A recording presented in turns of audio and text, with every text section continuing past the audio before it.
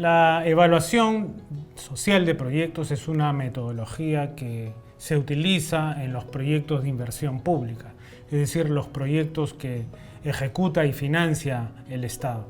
Hoy hablaremos de ese tema. Soy Miguel Prialé, bienvenidos a mi canal.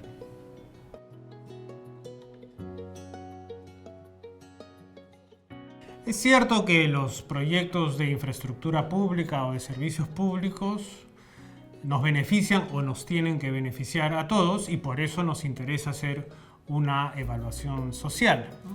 Pero también lo podemos ver de manera más precisa, ¿no? Estos proyectos son financiados con recursos públicos que vienen de nuestros impuestos y por lo tanto nos cuesta a todos, ¿no?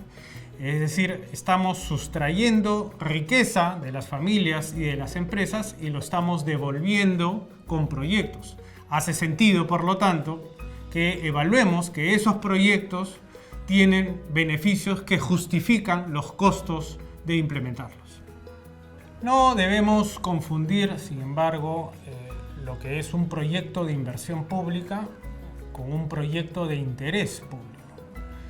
Una mina, una central hidroeléctrica, un aeropuerto, son proyectos de claro interés público, pero no necesariamente son proyectos de inversión pública. Por supuesto, nos interesa conocer sus beneficios en la sociedad y en la economía, pero no son necesariamente proyectos de inversión pública. ¿Se puede hacer evaluación social de esos proyectos? Claro que sí, porque nos interesa conocer todos sus beneficios y ventajas en la economía, pero es diferente de un proyecto de inversión pública. Un proyecto de inversión pública tiene tres características. Primero, tiene que tener recursos públicos involucrados, sea en la inversión o sea en la operación y mantenimiento. Segundo, es un proyecto que mejora o amplía la capacidad de prestación o la capacidad de producción de un bien o de un servicio. Y tercero, es una intervención puntual, temporal, bien definida.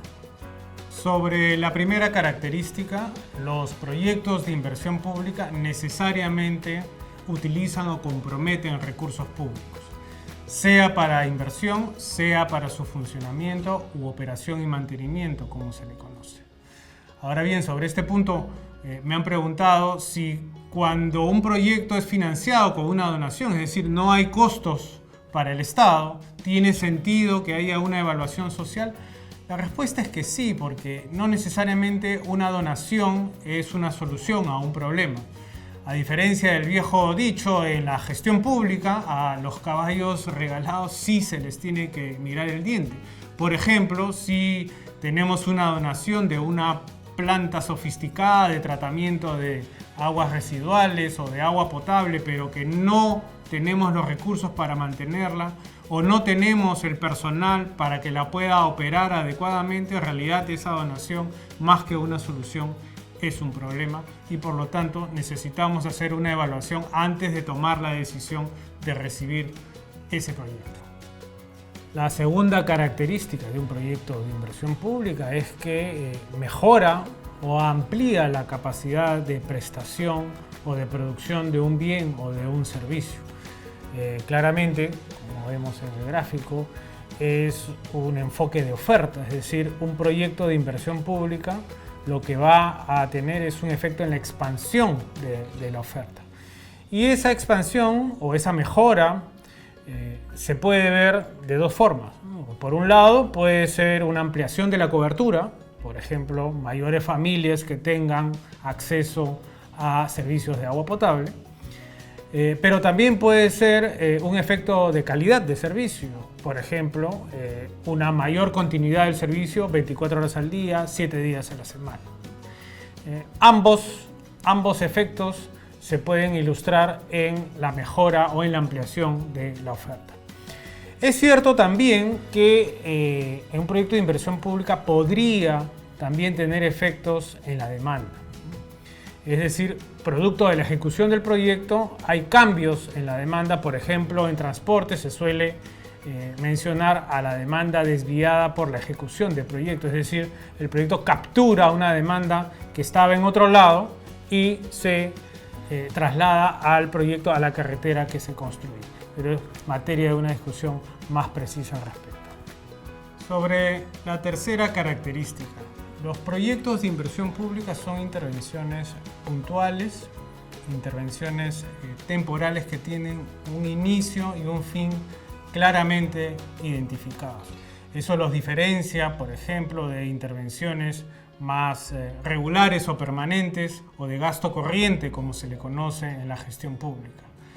Por ejemplo, cuando construimos un colegio, claramente la obra es una inversión, pero el personal docente, el personal administrativo o los servicios para su funcionamiento de agua, luz, internet, etcétera, ya eso está contemplado como gasto corriente, no como inversión. Igual en una planta de agua o una planta de tratamiento de residuales, la construcción de estas obras son claramente de inversión, pero ya el funcionamiento y el mantenimiento de esta infraestructura y de sus componentes ya forman parte del gasto corriente de la entidad y no es, por lo tanto, inversión. Un proyecto, por definición, tiene un inicio y un fin bien identificado. Es como un antibiótico, ¿no? Te cura, terminaste y dejas de tomar la medicina y en este caso ya implica la fase de funcionamiento y de operación del proyecto. Ahora, esta característica tiene algunos casos un poco más polémicos donde hay discusión, por ejemplo, proyectos que requieren innovación continua, ¿no? O en el caso de mantenimientos periódicos o mantenimientos profundos de infraestructura que prácticamente son rehabilitaciones y mejoramientos, ¿no? O proyectos donde hay servicios de infraestructura tecnológica. Eso es gasto corriente, es inversión, no está tan claro y sigue siendo todavía materia de discusión en la formulación y evaluación de los proyectos.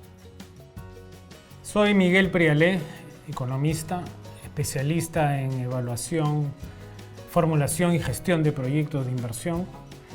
Te invito a suscribirte a mi canal para más videos como este.